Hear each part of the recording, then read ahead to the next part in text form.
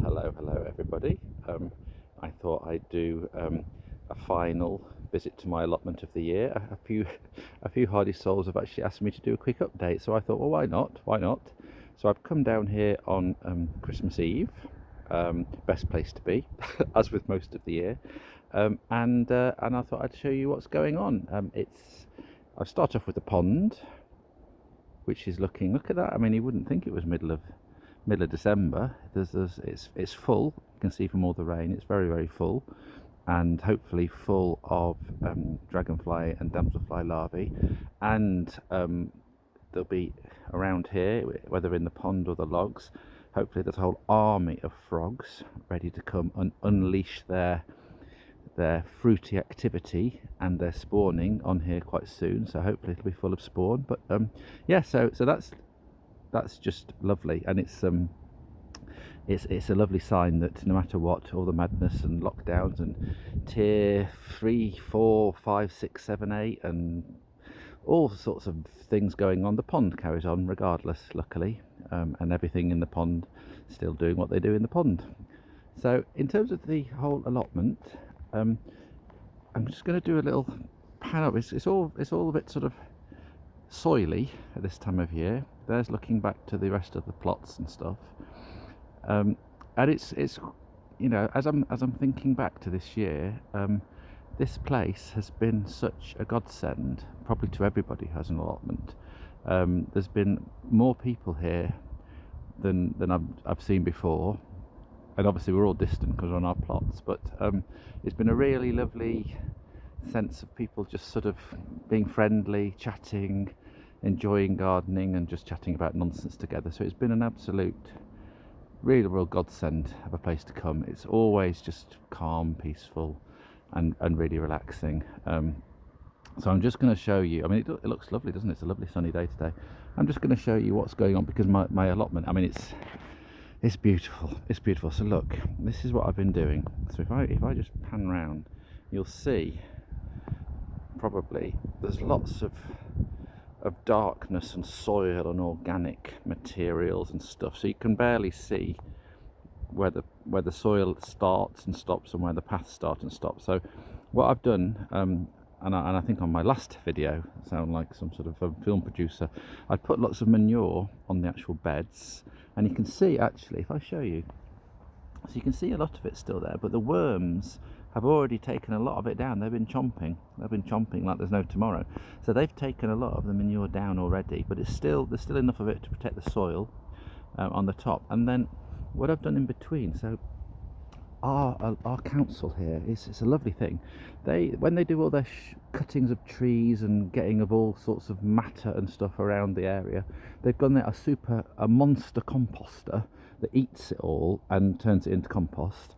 And they also bring up lots of chippings of trees, shreddings, and they just pile them up and we can use them for free. So what I've done is, you can see on the paths, I've got this lovely wood chippings, so that keeps the weeds down on the paths, and stops it getting waterlogged and stops it getting compacted. So that's really nice, looks quite nice too. And then what they've also brought is this stuff, which is more sort of, well, black gold. I mean, look at it. So this is just all sorts of stuff that the composting monster, or the monster composter, depending if you're on first name terms with it, have made, and so you can just bring that. So I've used it as a pathway, and I've also used it for something else as well, which I'll show you about. But so really, this is the allotment now is put to bed. So it's got organic. Oh, there we go. We have to show you the trains, empty still, 9 months on. Maybe soon with the vaccine we'll be getting onto trains again, but for now, so the allotment is put to bed. So it's got a duvet of manure on the top. It's got pathways of fertility and organic matter. So everywhere you go. So I mean, soil is, I'm on a roll now, but I mean, soil is the most precious material on the planet. I've just made that up, but I'm pretty sure it is. You know, never mind diamonds and gold and all that nonsense. That's no good for anything. But soil, without that, we're in a pickle. I mean, there aren't humans, there isn't life, there aren't animals, there's nothing.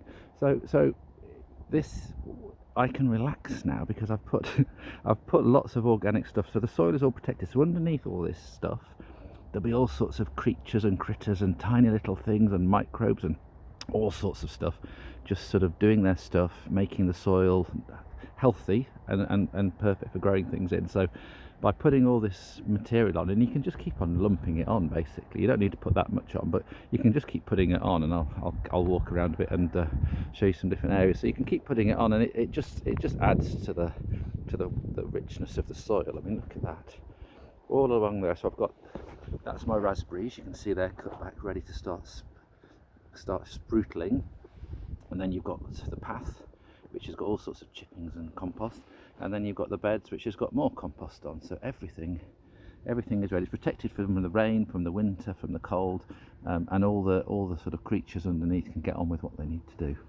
And then what I've done over here, I must show you. So this is my plan, and it's actually I've done it because even one of the another benefit of not going anywhere is that I've still been coming here most days, well, any days I could. So, and what I've done is on the side here, so this is, you can see there's more of the beds and the paths and lovely, and I've got, here's some celery which I'm going to grab today to take back to have with some Stilton, and I've got chard that's still growing, so that's plenty of risottos for the winter, and some beetroot at the end, and then I've also got lots of carrots over there, so I'm going to take some of those back as well. But also, I'm getting overexcited, but look at my compost heap. Look at that. So in here I've got some all sorts of, I've got some funny matter here. This is some recycling material I got with some food, a food hamper that came with that all breaks down, and then I've got sort of all sorts of compost. Look at, there's some worms there, some tiger worms. They've made it their home, so it's all really quite nice in here. My compost, it's rotting down quite well already, and look at all the creatures there, all sorts of little critters everywhere, all sorts, making it a lovely thing. So I'm going to cover that up because you don't want too much rain, you don't want it to get saturated or soaked. So that's the compost heap. And then yes, so what I was planning on doing, so this here, it was all nettles. Now I want to keep nettles around part of my allotment, but the nettles I never had any caterpillars on, really. I've got all sorts of probably insects and stuff, but not caterpillars. So you can probably see at the far end, I'll show you, I'm leaving the end of the allotment of lots of nettles and brambles and all sorts of big patch of that. And then here I've covered it all with cardboard, and then with all this mulch, and I'm going to be putting all sorts of wild flowers in there. You can see I've got my comfrey. This is the poached egg plants for next year. That's a large salvia which I've just moved here. That's forget-me-not. So I've already got some stuff I've moved. That one is, I think it's called horehound, I can't remember, but it's supposed to be very, very good for bees. Foxgloves. So I've got quite a few things here already, marigolds. And then that's all going to be, there's going to be a sea of things. I was very kindly in the Secret Santa at work given some bee bombs. So these are sort of bombs of wildflower seeds. We're going to chuck them in there. So they'll hopefully get going in the spring and fill that up for lots of nice things for bees. So yeah, so the allotment is, so it's in a state of rest. It's like all of us. It's ready to just slob in front of the telly, eat mince pies and drink coffee and wine or whatever. So that's what it's doing. So I'm not going to be doing too much for a while, but I am going to be picking. Look at the carrots. I've got some carrots. I'll take some of those, and I'll be chucking those in a frying pan. They're chantenay carrots, with a bit of honey, sea salt, olive oil, and a little bit of white wine vinegar, and they'll be really nice. So that's what I'll be doing with them. And let me just take you down. It's a bit haphazard, isn't it? It's unlike me. It's a bit of a waffle as I just meander aimlessly around. Oh yes, I must just show you. This is very exciting. This is quite magical. So these are my broad beans.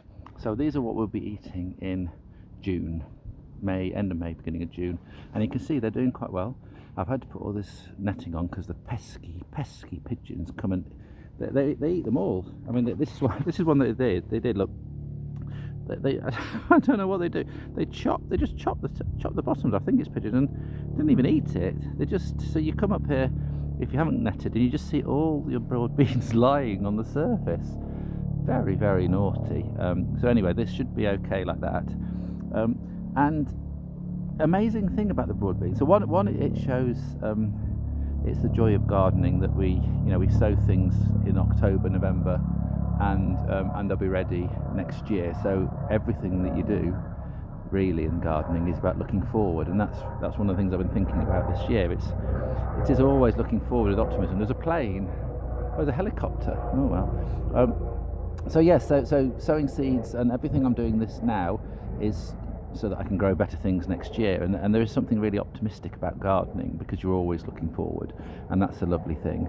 And these ones, it's quite magical actually. So when the news, so I sowed these in October, and then when the news of the first, I think it was the Pfizer Moderna vaccine results came out, that they were good, and it was giving us hope, I came to the allotment that day, and sure enough, the broad bean seeds had germinated. So when there was hope for the vaccine, there was hope for my broad beans, and I was it's probably not directly related, but it did. It was a lovely day. Vaccines and broad bean seeds both germinating at the same time. What a lovely day. So, but they will be, so they're going to be growing away until, yeah, they won't do very much while it's cold in the winter, assuming it is cold in the winter, and then they'll get going in the spring. And I've already got, look, I'm organised for once. I've got my posts ready to tie them up and give them some support. I've also, over here, I've put some strawberries in, and they were a variety recommended by my father-in-law, who's had a torrid time, to say the least, over the past few weeks. He's been in hospital with COVID, and now is on the way to recovery, hopefully. So hopefully he'll watch this, and he'll see that I took his advice for the variety of strawberry, and they're doing well. They've been in now for a while, and look, they've got sort of new growth coming and everything. So yes, so that's lovely. So these will be bounteously overflowing with strawberries in the new year, I am sure. So they're coming up too. I've got over here, I had all this, I bought this white sort of edging bit once, and it's not been used at home because it's a bit poncy really, but I did think it'd be quite useful for me to just keep control over things down here. So I put it, this is where I'm going to put, so I've cleared this bit. So this is what I was talking from the other end of the allotment. So that's going to be that's lots of brambles, and it's going to be nettles and brambles. And I've still got the ivy, that mound of ivy. That's actually a big cage with leaf mould in. It's been taken over by ivy and the wren's nest in. So I've kept that. So all this is all wild for wildlife. And then over here, I'm going to try and put in a wild hedgerow at the top there. And then here, this is all going to be more teasels and foxgloves and things like that. So that's my plan at this end. And look, I've tidied up. I've been very tidy for me. I'm not sure that's going to last very long. And I've put like an area around the greenhouse, which is all sort of under control. I say I'm not sure that's going to last very long. So that's a very random wander through the allotment. But I mean, it's a time of year when it's all sort of just resting, and it's looking lovely. It's looking the most organised it's ever looked, thanks to me being around all the time. And then I just wanted to, I suppose, just say, so I've posted a few of these videos, and I say that the allotment has been, I'm going to turn it around so I can speak to people just a minute. Hopefully you can see me there. I'm going to move around so I'm a better view probably. There we go. So yes, so if you're I've posted a few of these videos, and the allotment has been a real joy to me this year. But I've also, all the comments and all the little likes and the loves and the thumbs up that I've had have been a real boost actually, because it's lovely to share the joy of my allotment with other people, and the comments and all the loveliness that's come from it has been really, really, really lovely this year, and I'll always remember it. And it's been horrible lots of times this year, like for everybody, but that's given me a boost. So thank you if you've enjoyed my allotment videos, and if you've put any comments or anything, thank you. And I hope you all have a lovely break, a lovely restful time over Christmas, and maybe I'll post a few more videos in the new year. All right then, bye bye.